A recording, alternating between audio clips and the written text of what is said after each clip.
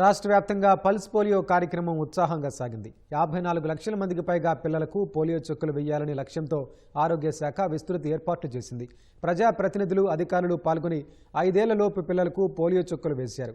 భవిష్యత్తు తరాల ఆరోగ్య రక్ష కోసం ప్రభుత్వం చేపట్టిన కార్యక్రమాన్ని ప్రభుత్వం వినియోగించుకోవాలని స్పీకర్ అయ్యన్నపాత్రుడు పిలుపునిచ్చారు. గుంటూరులో కేంద్ర మంత్రి పెమ్మసాని చంద్రశేఖర్ చిన్నారులకు పోలియో చుక్కలు వేశారు.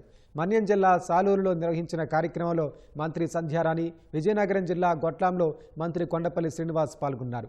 రాయచోటిలో మంత్రి మండిపల్లి రాంప్రసాద్ రెడ్డి పిల్లలకు పోలియో చుక్కలు వేశారు.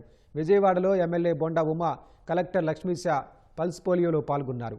తణుకులో ఎమ్మెల్యే ఆరిమిల్లి రాధాకృష్ణ చిన్నపిల్లలకు చుక్కల మందు వేశారు. తూర్పుగోదావరి జిల్లా వేలివెన్నులో పల్స్ పోలియో కార్యక్రమాన్ని నైపుణ్యాభివృద్ధి సంస్థ చైర్మన్ బూరుగుపల్లి శేషారావు ప్రారంభించారు. పార్వతీపురం జిల్లా ఆసుపత్రిలో ఎమ్మెల్యే విజయ్ చంద్ర పల్స్ పోలియో కార్యక్రమాన్ని ప్రారంభించారు. శ్రీకాకుళం జిల్లా ఆమదాల వలసలోని ప్రభుత్వ జూనియర్ కళాశాలలో ఏర్పాటు చేసిన పల్స్ పోలియో కార్యక్రమంలో ఎమ్మెల్యే కోన రవికుమార్ పాల్గొన్నారు. పల్నాడు జిల్లా వినుకొండ కమ్యూనిటీ హెల్త్ సెంటర్లో ప్రభుత్వ చీఫ్ విప్ జీవి ఆంజనేయులు పల్స్ పోలియోను ప్రారంభించారు.